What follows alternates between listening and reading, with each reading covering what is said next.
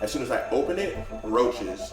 To where when I walked in the house, did you scream? You don't know my life, bro. Welcome back to Econix Talks, guys. When I pop up, everybody gonna be like, man, overnight success. Lifestyle topics, entrepreneurship, and investing. Are you serious about this? Because if you are, then I'm willing to back the business. We want to inform you, educate you, and empower you so that you can maximize your life. Let's get started.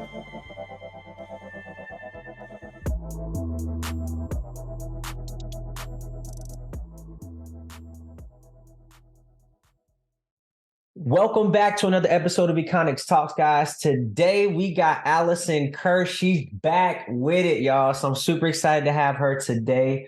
She is the principal and creative director of Prymel Elements. So I'm super excited to actually have this interview because Homegirl's been in business over 5 years now. So she's got a story to tell. So thank you so much for coming on to the show today, Miss Allysen. So the first question I have for you is, how's your day going today? It's been busy. I told you earlier I have 8 meetings today. Yep. 8 meetings. It's one of 8. So I'm right there with you. I will not keep you long. So I'm going to get right into it. So first question is, what inspired you to start your branding agency, and kind of how has that vision for your company evolved over time? So the story of Prymel Elements starts actually back in 2012. So that's over 10 years ago. And I started the business because I didn't really have a choice. I got let go from my job and I was like 24 at the time. I was trying to figure out what I was going to do and felt like God was like, you should start a branding agency. Well, actually, no, it was a graphic design company. I was like, that doesn't sound like anything I want to do. Right. Terrified of business, didn't have any real business skills. You know, I tried to study entrepreneurship in college and, got scared out of that. So I didn't do it. So I really didn't think I had the chops to be a business owner. And then it just kind of kept coming up. And one thing led to another, praying for confirmation about what I should do. And then eventually I've received that confirmation. And I was like, okay, well, I guess I don't have a choice. I got to start this thing. But the reason I go back there is because that story is the reason why I started my branding agency as Prymel Elements is now. And my background is actually in journalism and communications. It's in storytelling. So once I figured out over time the connection between design and websites and just marketing and storytelling, I was like, you know what? Like, there's so many of my clients that are coming to me asking me for these projects, and they want these logos, they want these websites, but like there's such a disconnect between like what they're actually, trying to do and like their goals and their vision and even just how they're making money and things like that. And so I realized that the real connection was, them telling their stories and being able to do that effectively. So, eventually it started adding in more of the branding services to help our clients, figure out how to tell their stories better before we got to, creating the logo, before we got to designing the website. Everybody usually is so focused on the visual, interpretation of their brand that they don't think about the foundational part of their brand and what their actual story is. And so that's what we started to do. So in 2018, Prymel Elements, as it is today, emerged from all of that. And, fast forward 5 years later, we've worked with over 300 clients, throughout the United States and the Caribbean. We work with a lot of organizations, so nonprofits, small businesses, startups, who are wanting to either take their brands to the next level or create a foundation for their brand. And so we always start with that story first. Tell me who you are. Why do you want to do this? Why is this product, service, mission important to you? And what are you hoping it's going to do for the world? Those are the questions that we ask our clients all the time. And the reason why that's important is because that to me guides everything else that they do. It guides how much money they're going to generate. It guides, who they work with. It guides how they go about, the strategy for marketing their company and pulling in those customers or clients or the community that they're going to serve.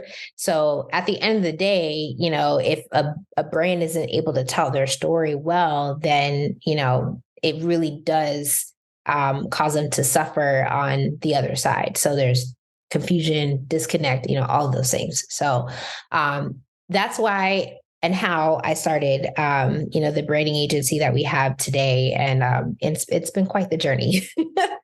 Yeah. And I want to get into some of that. So thank you for answering that question. So my follow-up to that is, obviously you've been building for a while. So what are some of the strategies that have been most effective for you when it comes to marketing and building your name and branding agency? Well, I mean, the one thing that you can't ever really fix once it's broken is your reputation. And so, one, I think creating a solid reputation and also being consistent, that's like a foundation for those things. And a lot of times, that also included just building really great relationships with people. So a lot of you see a lot of companies like ours that will create, hey, we're out here on social media, we're doing podcasts, we're doing this, that, and the other. But at the end of the day, your relationships with people are like your most valuable marketing tool, because, those people will refer you, they'll put you out there. And so a lot of our business has been built by word of mouth and by relationships, which is great, in addition to, the typical marketing traditional paths of, using social media, going out and speaking in the community, or even, having our own podcast where we get to share our expertise. Okay, cool. So, this is a sidebar conversation. I might even hear yet, but I want to ask this question now. So there's a moment in every entrepreneur's journey where they kind of have, not say a breakthrough, but they get that first big client, or they make their first big deal, they close that first big sale. So I know you've had that experience. So can you please tell me, just that journey of what led up to that, and then kind of how that didn't happen, and what was the effect? How did it make you guys feel? Oh my gosh. So it's crazy because I feel like it's always like at your breaking point, where you feel like that's when like breakthrough happens, it's never when you want it to happen, or, when you expect it to happen. It always happens like when you're kind of at your low. So if I'm going to talk about my breakthrough, I have to, talk about my breaking point as well. Yeah. And I was struggling. I mean, I was getting business, I was getting opportunities, but I just wasn't generating enough sales on a consistent basis for me to feel like I could survive and pay my bills and all of that. So, I mean, everything that could go wrong, was going wrong. And this was like 2019. 2019.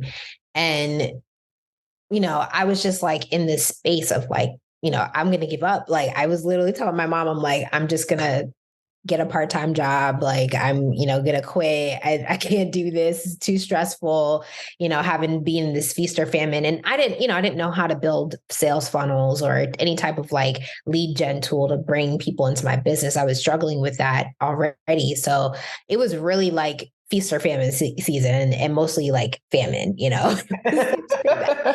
So the struggle was real, having the, every type of bill collector calling me, lights getting shut off, like just water getting shut off, like just bad. Okay. Like lowest of the low at that point in my life. And I don't know. I just remember just kind of, through conversations with like my business coach and other friends and stuff, encouraging me, just like trying to get myself to this point of like, okay, Allysen, like you have to believe like this is going to work out, like it's going to be fine. And so I had, through relationships had, received an opportunity to work on a national project that would have like put a substantial amount of money into my business and like essentially, doubled like what I was bringing in every single month. And I was waiting, like, everything was like set up. We're like, we're good. Like it's going to happen, blah, blah, blah. And then it was just like, oh, this waiting game, just like we were just waiting for this to come through. And every month it was like, oh, well, there's a delay. And I couldn't tell you the amount of stress and anxiety that caused. But what I learned through that season was, one, I needed to push myself to believe beyond my limitations. So even what I could like receive financially, and say, okay, well, I need to double my prices. At that time, I had never doubled anything. I was just like in survival mode, like taking whatever orders I could to like, make things, work. But that wasn't a strategy. That wasn't very sustainable for me. So I had to start increasing my prices. And then I also had to start, putting doing a little bit more in terms of marketing for my business. And so like once I started doing those things and creating those shifts, like that's when stuff started actually coming through a lot better, a lot smoother. Cause I was like, oh, now I actually have a vehicle for pulling in money. And even though I had this, sizable contract coming through, like I still had to wait for that thing. Like it wasn't like, it was just going to show up. Yeah, exactly. Like it was not going to just show up, right when I wanted it to. So, I had to find other sources of revenue to help me, along the way. And what was great about that was like, by the time that came through and everything else, was coming through, I was like looking at my numbers like, oh, shoot, like, did I just triple my revenue this month? Like, do I have like what? Like, this is great, So it was like, oh, wow, light bulb moment. Like, I can do this. Like, I can make money. I don't have to be, in this feast or famine space all the time. But like, that was like the breakthrough for me. And it really did like help to position the business because it was like, okay, now I can actually afford to bring people on and, eventually went through a merger and like a lot of other things happened after that. But that moment of like low was so pivotal through to like the breakthrough that I experienced on the other side. Because if I didn't have that to motivate me, I don't know where I would have been. I'd probably still be doing the same thing I am today. Yeah. And I was then. And that's why I asked that question, because I think it's so important to highlight those times, because a lot of people think that you just wake up and you just become this person, but they don't know, man, like lights off. Water ain't running. Like I feel like with every entrepreneur, if you really take it serious, or if if you're bootstrapping a business, there comes a time where you second guess the dream. Like you definitely doubt the dream. Like it happens all the time. Like until you get to a certain point where you've done enough, you have enough body of work. You're like, all right, I got this. But up until that point, you kind of just like, you faith your way through it. Really, that's really what you do. Absolutely. And I think at every level of business growth, you're going to experience that. So even if you are, making 6 figures plus, going from 6 figures to 7 figures takes a different level of faith, takes a different level of, faithing it till you make it. Like you just have to realize that just comes with the territory. So and what helped me was like, listening to other entrepreneurs going through the same struggles, hearing people making 7-8 figure deals and like having to wait for that money to come through or waiting for the contract to be signed. And on the back end, you got all these other bills that need to be paid and you still have to pay your team and all of that. Yeah. And it's like, well, what do? You can't just like make that money materialize out of thin air. Yes, you can manifest it, but at the same time, you can't control when it shows up, So it is very, very much, learning to understand like what strength, what courage you need to have through that season, to get you to that next level.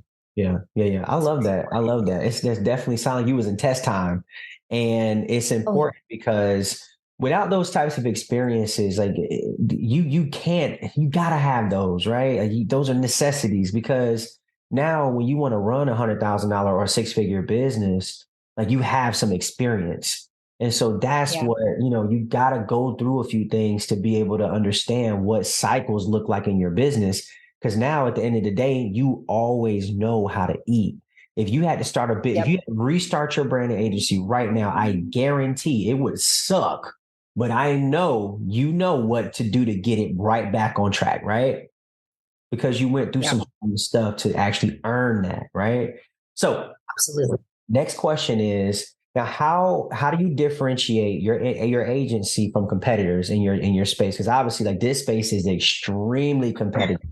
Especially now, because I'm gonna be honest, like, branding agencies be popping up left and right all the time. But like you said, the people aren't consistent. So, it's a sexy business, I think.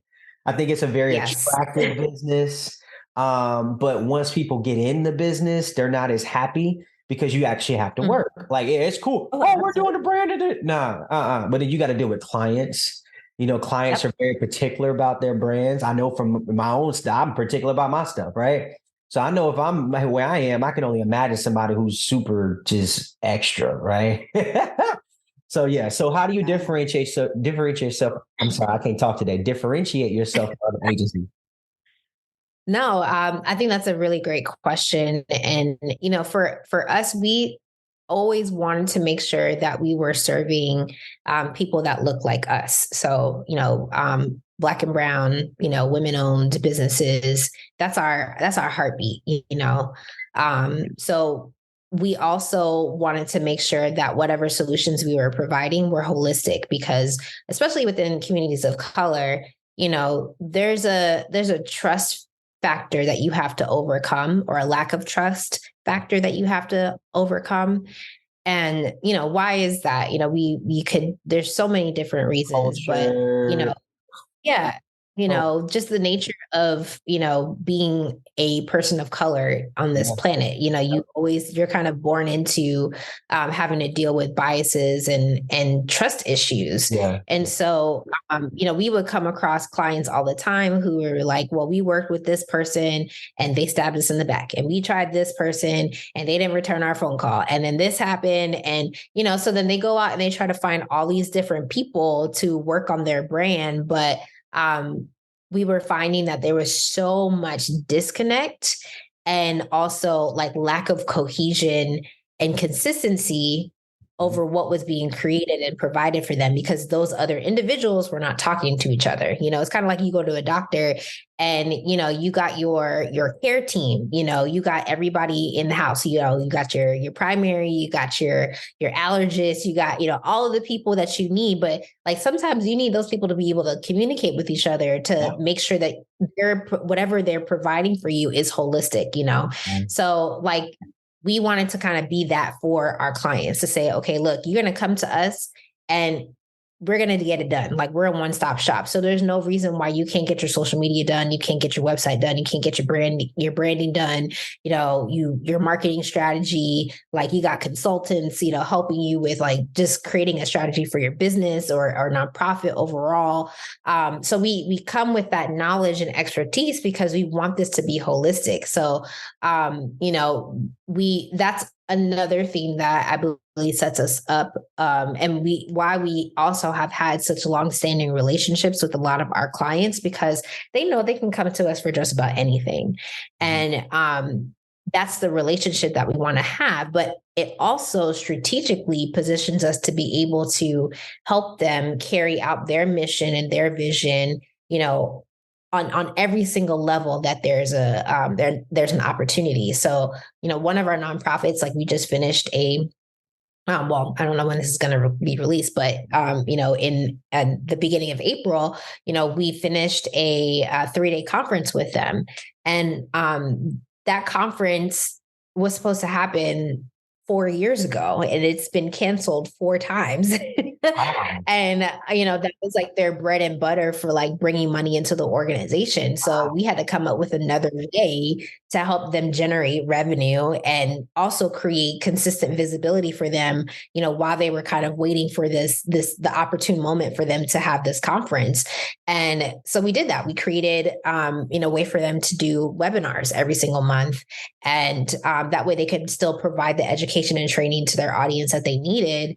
And it's allowed them to serve, well over 12,000, webinar attendees like over the last couple of years. And so it's just, things like that where, because we already had the relationship, we were already working with them on marketing, already like doing, their emails and social media and stuff, like we were already positioned to help them, get to come up with another solution, in another area. So that's what I think makes us unique is like, we're not just thinking about, how this business card or this logo is going to, impact you just right now. We're thinking about you, your entire business or nonprofit, holistically and for your future.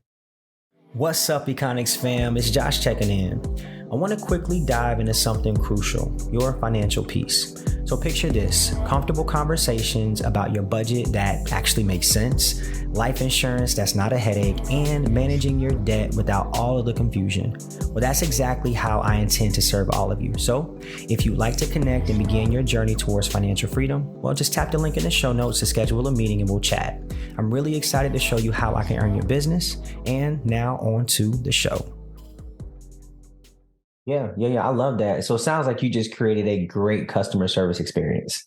That's what it sounds like. Because when you got into your industry, based on what you just told me, sounds like you found out there was a lot of stank in the game, and did not say the competition wasn't as fierce, but because you were in there, you started to see where a lot of your competitors slacked. And so when you get in business, you realize that, wait, a lot of the people in business are very lazy. I'll be real. A lot of people in business, like most people, I would say that own a business, even if they do it full time, they kind of just maintain it. They don't necessarily go for growth. They don't necessarily go for. They just want to go for good enough. My bills. This is my thing. This is what I got going on. Right. But beyond that, there's not much else. So now you run into, okay, that's your first tier of businesses. They have their clients. They got loyal clients too. But then you got the next tier where it's like, okay, well, we know how to beat them just by making sure that our clients are taken care of top to bottom, just like you said. So now they're not leaving you. Now you got longevity. Now you got a client that's been with you for 4 years because COVID hit and they weren't able to do their webinar or do their in-person conference. But 4 years later, when the whole world opens back up, guess who has the contract? You. Right. And so I look at stuff like that and I look at the longevity and health of a business. And I'm like, okay, cool. Like, yeah, she's got it figured out. Like, she know what she's doing. That's dope. And that's dope. So just for you to be able to answer, like, hey, this is what separates. So y'all, if y'all are listening, I asked that question on purpose because when you're speaking, remember, we got listeners. So when you're speaking on your business and how I asked Allysen, hey, what differentiates you in your market? She knew exactly what made her better. She knew exactly what made her different. And so if you own a business, you should be able to explain why you're better than everybody, why somebody should come to you. If you can't do that in 30 seconds, then you need to figure it out. All right. Now, can you discuss a project? Now, I know you got a bunch of them. Give me one or two, it doesn't matter, but can you discuss a project that you're actually very, very proud of and how you made it successful? Man. It's hard narrowing it down. I'd probably say the most recent project was helping one of our clients launch an initiative in the community to help create conversations, like safe place for conversations for communities of color. So, we know with the pandemic, a lot of the things that there was a lot of social justice issues, a lot of just racial disparities that Black and Brown communities faced. And it was just a tough time. We weren't talking about what happened. We do whatever happens, whenever a situation like this happened, we just go silent. That's a trauma response. Right. And so, our client came to us and was just like, I want to do something about this. Like, I want to, help to change the narrative right now and really empower the community. And so we came up with, an event, essentially that was going to be a community forum. But we wanted it to be unique. We wanted it to be different. So we included a lot of different things, had just stacked it with Black experts on like everything that you could possibly, for all the topics that we were talking about, first of all. Then we also brought in entertainment. We elevated the experience, had a really awesome, brought in like made it more like luxury, high end, feel to it, so that it wasn't like your typical just everybody get in the room and start like talking about, whatever. And in addition to that, we also wanted to be solutions driven. So we were very strategic about pulling in individuals from across the state who could actually do something about some of the issues that we were talking about. So we've done this event now 3 times, and massive, like generated probably over 600 attendees throughout the 3 events. But what's happening on the other side is exactly what we wanted to see. The tagline for this experience is called The Refinery. It's, inspire change, empower the culture. And that was exactly what we wanted to do. We wanted people to come into the room to feel safe, to feel like, hey, I can be me here. I can kind of kick back late, nobody's gonna look at me sideways or, raise their eyebrow at, me laughing too loud or saying something, or rolling my neck a certain way. Like, like I'm around my people and they get me. And so like that was one, but then the conversations that we were having was just like, so dynamic and so needed. So we're talking about health equity. We're talking about civil and community engagement. We're talking about generational wealth and legacy, and just a lot of the things that we as people of color don't really get to dig into too much, and like, how do you actually change the narrative around generational wealth? How do you actually build that for yourself? We're tired of being the headline of, by 2020, whatever, Black people are this far behind everybody else again. And it's like, I'm tired of hearing that. Like, so, for me, personally, I really love working with brands and organizations that are creating that level of impact, because what we're doing is creating a ripple effect of change, where now it's not going to be, now it's not going to be like unheard of to have these conversations. Like this is going to be the norm because we've sparked this idea, this, and made it safe for people to talk about these things. And now we're all like, okay, great. Well, let's come together and figure out how we can actually solve that. So in addition to the events, now we've started doing training sessions like with our client and developing that. So like we can train business owners, train nonprofits, train other individuals on like how to position themselves for that, generational wealth and legacy that they need to help change the narrative across the board.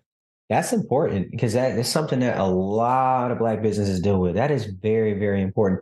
That's pretty cool. You're always ahead of the game, man. So how do you actually stay so trendy? Not when I say trendy, I don't mean cliche, but obviously with the branding stuff, you got to deal with a lot of changes. That industry is constantly changing because you're reliant on Instagram, social media, email marketing, this, that, the third. So you can have some things that are independent from those, brands and those things, those tools. But how do you actually stay on top of the, trends that change constantly? How do you always make sure that you're up to date? It's tough. I mean, especially with social media, like it's just an ever evolving animal to me. And, I have a love-hate relationship with it, honestly. I barely post my own stuff. But, I think, for me, my strategy has always been to make sure that whatever tools we're incorporating for our clients' brands make sense for them and where their audience is. So you got to make sure that you're clear about that demographic, So if your demographic all of a sudden starts showing up in Clubhouse or on TikTok, or on, on Instagram Reels. It's like, okay, well, now let's like shift the model a little bit to adapt, pulling that in. And it's what's harder is sometimes getting our clients around these trends because, now they've got to learn a new technology or like, oh, I got to get in front of the camera and I don't want to. And like, so you're constantly having to fight like both the trends and then your clients will be like, come on, everybody, let's go. Like, get on the train. And they're like, we don't want to do that. So, it's definitely a challenge to balance that. But, I also, I am a woman, so I also lean heavily on like my intuition about, where things should go. And it's crazy because as much as I never went to school for, business, specifically, like I have this innate intuition when it comes to like marketing and creating, strategy. Like, I don't know where that came from, but it's just like in me. Yep. Yeah. It's true. You definitely. Thank you. I appreciate that. And so, so I rely heavily on that because I want to make sure that I'm being sensitive to like, what my clients really need. And so for that moment, so it might be like, okay, well, you know what?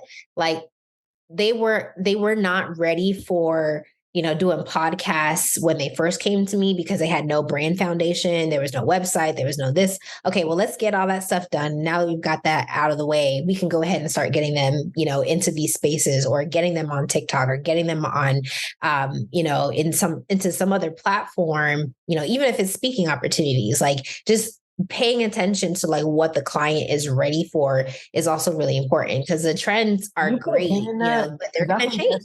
I think that's important, right? You said what the client is ready for.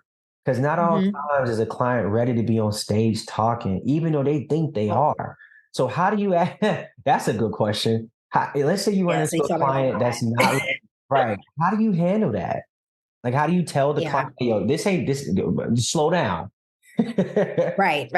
You're not ready for that one yet. So it's like when you take your kid to like the park and they have like the height thing and you have to be like this tall to ride. So a lot of times that's how we are, like some of our clients are, like they're just not they're not tall yet. They're not, they're not at that point, they're kind of a couple inches short from that 42-inch mark. So, we have to tell them, I try to be very transparent with my clients and like say, look, that's not it. We're not ready for that. We need to do these things first. And sometimes it is a fight. Sometimes it is a fight because I'm working with some very intelligent individuals and sometimes their intelligence trumps, logic, common sense, and like logic, and so that is a constant battle that I face, and having these conversations with our clients. But sometimes, it's kind of like, again, like working with kids, like you got to just know when to let go. Yeah. And if they want to work themselves into a hole, let them do it. And then, come back later and say, okay, Allison, like, I think you were right, wasn't ready for that. I'm like, okay. So we're going to go back now and fix this because you didn't have that before. So, it's challenging. And again, working specifically with minority communities, like it makes it even more interesting because we feel like we're already behind. Like we feel like we're behind everybody else and we got to catch up and we got to have all of our stuff together. And, when you get into these spaces of influence, oh my gosh, like now you're even less, like you're even like less of a representation of you, you see less people who look like you in those spaces. And so like the pressure to be, seen and to be, perceived as a thought leader and an expert, is so much higher, the higher you climb into these areas of influence and impact. And so sometimes it's just like working through the mental challenge of saying like, hey, like, I know you want to be like, the best TEDx speaker in the world, or I know you want to be like, on your Beyonce tip right now, but we are like a couple inches shy of Beyonce. And this is what we got to do to get to that level because you're not ready for that. Like you're just not. So yeah, it is a process. And, so getting people to be patient and helping them understand that is really a lot of the time that I spend like on my job, honestly. And like, they're like, I want to get this here and I want to do that. I'm like, we don't even have a website for you. Like, where are we putting this? Like, who's going to come look at it? Like, people really like, I think sometimes, a lot of times that they'll have like a million ideas and then they want to Yes. do everything and they expect somebody like you to be like, oh yeah, we can do all of this right now. Let's do it all. But they don't understand Yeah. that you got to create the content. Even they have to create the content too. Because it's not like, Right. not just because you're the branding agency doesn't mean you create the content all the time. You may help assist with that, but if they're in front of the camera because they want to be Beyonce, they have to be behind the camera. If they don't know how to speak, Right. then there's a skill set issue that Exactly. And then, or even just like knowing that there's a strategy behind you, how you like go and shoot that content. You can't just come out and pop up in front of a camera and be like, hey, I'm going to be, expert, blah, blah, blah. Like you can't do that. Like you have to, the lighting's got to be right. You got to get the angles right. You can't just, come out and do that and think like it's going to work, So then when you start putting videos out there and it's not working and you come look at it and be like, but I thought you said I had to do videos. Yeah. I did, but I didn't feel like that, Oh, that's funny. That is funny. Yeah. That leads me to my next question. So obviously you've dealt with a lot of clients. Now you have a big team under you. So when we first talked, it was just you. When we first had our first conversation, you were by yourself. How big is your team now? Right now there's about 14 of us. All right. So for y'all listening, so she's been in business for 5 years. So she's got 14 people on her team now. But y'all remember, she told y'all lights was off, water bills wasn't paid. So at the end of the day, there's a process to growing a business. Now, my question is, what would you consider your leadership style? And how do you use that to kind of motivate your people to get them to do their best work?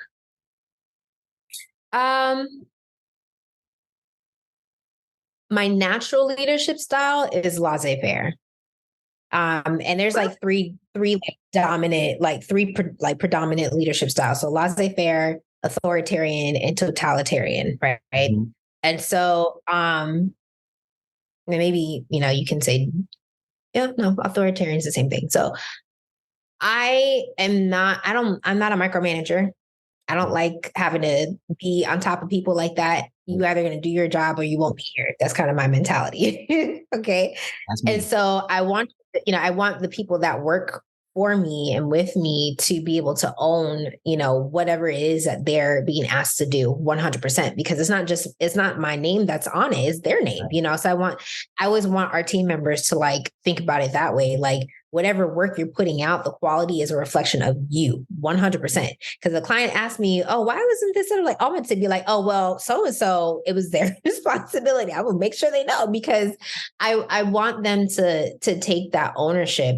And I say my natural leadership style, because sometimes I do have to be more authoritarian. Sometimes I have to come in and regulate, and I can do that. I know how to do that very well, but I don't like leading from that place, because I don't want my team members to feel like they can't bring their own energy to whatever it is that I've asked them to take ownership. And I also want to hear their voice. I want to hear their ideas. I want to collaborate with them on how they think things should be done. So, and then you also have to balance, like some people just don't respond to like laissez-faire. Sometimes they need a little bit, heavier hand. So I do have to kind of alternate sometimes between being laissez-faire and also being authoritarian and saying, okay, well, I want to, now we got to get this done right now. So it's definitely a challenge to kind of straddle between both styles, but I typically am naturally a laissez-faire type of leader. So let me ask you this. One of the things that I've noticed just in my career, my professional career, whatever, a lot of women have a problem with, not say all women, but a lot of women have a problem with asserting themselves in conversations. Not saying they're intimidated, not saying they're scared, but, for Black women, they don't want to be looked at as angry, so I know that's definitely a thing. So how have you been able to kind of grow through that and become more confident in being able to assert yourself in your business? Because at the end of the day, like you said, you deal with some very intelligent people, and you also work with business owners. So these are people who have ego. These are people who already think they know everything, right? So now as a woman, you got to go in there and deal with men, who again, egos. Men we are very egotistical. So how are you overcoming that stuff? It's an ever evolving process. I think, it was great for you to ask about, especially, when it comes to Black women and not being labeled a certain way. I feel like I'm sensitive to that all the time because I grew up hearing that, like, oh, Allysen, you're too domineering. Allysen, you're bossy. Da, da, da, da. Like that was like, the messaging that I got growing up. And so I have learned how to water myself down. And then I had to kind of unlearn how to water myself down because I realized that it wasn't that I was too bossy. I was a leader, Yes. And so I naturally that's your superpower. That was who I was, who I am. And I just needed that to be cultivated. I needed somebody to show me how to be a leader instead of just being bossy, So eventually, over time, I kind of worked my way through that. But when it came to, running my business, there was a lot of times I would walk into the room and I was the only person of color or the only woman, or both at the same time. And so like, I naturally would feel myself kind of shrink and say, okay, well, I need to be a little bit softer. I need to be a little bit more, I don't want to be the smartest person in the room. So let me not like over, communicate or be too opinionated because I don't want anybody to think like, oh, there goes that Black girl, like, running her mouth again or trying to show up, all the men in the room.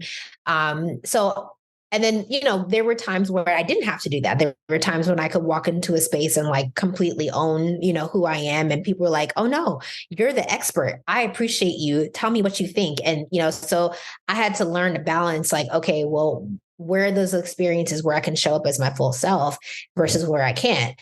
And so then eventually I was like, I don't want to have to split who I am. Like you're going to get me and you're going to get all of me, like it or not, Right. So it was more so about becoming comfortable in my own skin and knowing that like who I am as a woman, who I am as a Black woman is not a threat. It's not a bad thing. Like I can be assertive and it does not mean that I'm being aggressive. I can be, smart and opinionated, and it doesn't mean that I'm being testy, or combative. Like it doesn't mean those things. Like I'm just me, take it or leave it. If you feel some type of way about it, that's your problem. So yep.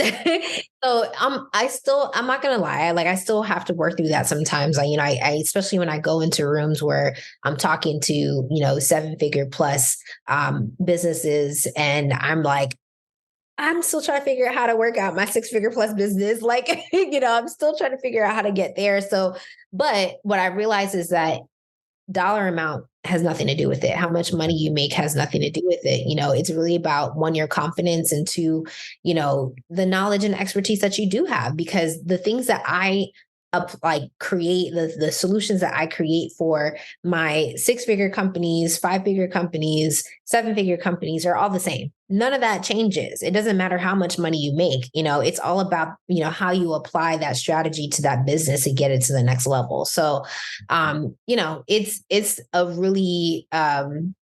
really great challenge, I think, for a lot of us Black women that are still learning how to come into our own. But I've also thrived off of watching like the influx of just amazing, talented Black women coming into, different spaces, whether it's becoming directors of, DE&I in their organizations, or, stepping up and like starting these really amazing like organizations over the last couple of years. Like just seeing all of that too, I was like, man, like this is so inspiring, like to see us like, owning our spaces right now in our own volition as Black women and being able to like direct and tell our own stories about ourselves. So yeah, it's been great. That's what's up. I'm glad you answered that, because that's definitely something a commonality I've seen with a lot of women, just even working professionally, entrepreneurship all over, man. It happens all over. So what are your plans? So what are your plans for Prymel? And obviously, you went from Antebellum to Prymel. So what are your plans for Prymel, and how do you see it? And how do you envision your company evolving, over time? Yeah. So I definitely want us to grow. Prymel is something that I see being here for a long time. And so, to me, that growth plan involves, moving into other markets, us showing up in other countries and being able to do what we're doing here on a global level. That's always been my heart. I definitely want that to happen. I think the way that we get there, the strategy for that is going to, evolve over time. But that's kind of like the thing that I want to see happen, in the next, if somebody is like, where do you see the company going in the next 5 to 10 years? That's it, Yeah. But then right now it's really about just creating more, stability and consistency for our clients. And so, bringing on individuals that we can hire full time, bringing on, bringing in services that really are going to help our clients thrive. So you'll see some changes, when it comes to that and how we're providing those services. And it won't be too different than what we're doing now, but it'd just be more, it will allow us to have that fluidity to work with people the way that we really want to. So that's kind of where I see things going. Okay. I love it. I love it. So I'm going to shift over to the Econix 10. So your first interview, I don't think you did this. So this is going to be pretty fun. So my next question for you is, you're going to actually like these. What would you title this? What would you title this chapter in your life? That exactly. Yeah. That's exactly how I would title it. I feel you. Next question. All right, number 2. What superpower would you have? Oh man. Probably either the ability to fly or the ability to like teleport. Cause I feel like I'm always trying to get somewhere fast. Yeah. And traffic is traffic. So I don't like sitting in traffic. So if I could just like beam myself somewhere really fast, that would be great. Yeah, crazy driver. Yeah. Number 3, what would you invest in right now if money was not an issue? Oh man. Definitely real estate. Like I would pop up on some investment properties like real quick. I feel that. Number 4, if you weren't doing this, what would your other profession be? Probably an author. I can see that. Yeah, I can see that. Yeah. Number 5, you got 5 dinner guests, dead or alive. Who's coming? Ooh, Oprah. Hey, Beyonce. Come on. Viola Davis. Cicely Tyson and Alicia Keys. Dang, you got a good group. That's a good group. I would come to that. Yeah. you can come. Yeah. I'm coming to the table. All right, number 6. Who is your celebrity crush? Oh gosh. So I have to go with Aldous Hodge. Okay. Which most people may not like. Yeah, I was like, most people might not even know who he is. So he actually has starred in a lot of different things, but Leverage, he was he plays like the black tech guy in Leverage. And he also was in the Underground show with what is her name? Journey Smollett. I know you're talking about. Yeah. John Legend. Yeah, the one that John Legend produced. And most recently, he was in Black Adam. He played he played the Hawkman, I think, in Black Adam. I know exactly who you're talking about because I'm that guy. I like comic books. Yes. I know exactly what you're talking about. Okay, that's what's up. That's what's up. Yeah, I just think he's hilarious. So, yeah. Okay. Number 7, what's something that the average person wouldn't know about you? Oh, man. Most people don't know that I play the piano. I didn't know. You didn't know? No, I had no idea. And I'm actually, I play the trumpet. Right. Yeah. kind of forgot. But no, but I've been playing the piano since I was like 4, and I still play. I don't currently have my piano, but that is something that I plan on changing hopefully this year or next year. Okay. But yeah. Okay, cool. So number 8, what's your favorite productivity hack? What do you use to get things done? My assistant. Hey, talk that noise. She got an assistant, y'all. Praise God. I don't know what productivity looks like in this season, because in this season is called like this chapter. Right. Call my assistant. I feel you. I can't live without that person, because it's a lot going on. But yeah, I think, productivity is an ever evolving game. Like, I think just once you think you've mastered a strategy, then something else comes up and you gotta change it up again. So I think my productivity hack is just being flexible at this point. Adaptable and making changes. I feel you. So number 9, name 3 of the most influential people in your life. Wow. Okay. Just because this is always a thing, but I would say God. That's my foundation for everything. So that has to be first. Yep. And then secondly, it's my dad. I would say he's the next influential person. Just because he's, I don't know, he just has like a certain way of being about him that I really value and appreciate. Just a very special person. And we have a pretty unique relationship, but just the things that he's taught me and helped me, how he's helped to shape who I am, makes me, he still creates that influence for me, and even long after he's gone, it's going to be a thing. So, and then the last one is kind of a bundle, but I would say I'd have to give that to the women, in my family. So my grandmothers, my mom, my sister, they've all been through so many different things and challenges in their life. Like they're part of my why. I do what I do now.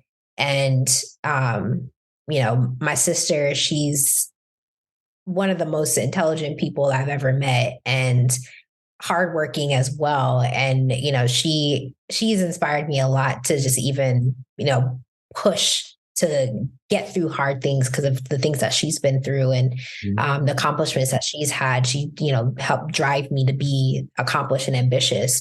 Yeah. My grandmothers, they both came from nothing, worked their way up to provide a life for our families here in America, coming from Jamaica and stuff. And so, I feel like so much of who I am comes from them and their drive and determination to make a better life. And then, my mom is my mom. Like, she gave me life and helped to shape who I am as a woman. And so, yeah.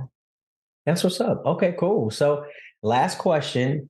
PB&J or grilled cheese? What kind of cheese? Grilled cheese. A grilled cheese? Yeah. Oh, grilled cheese. Oh, I like grilled cheese. Yeah.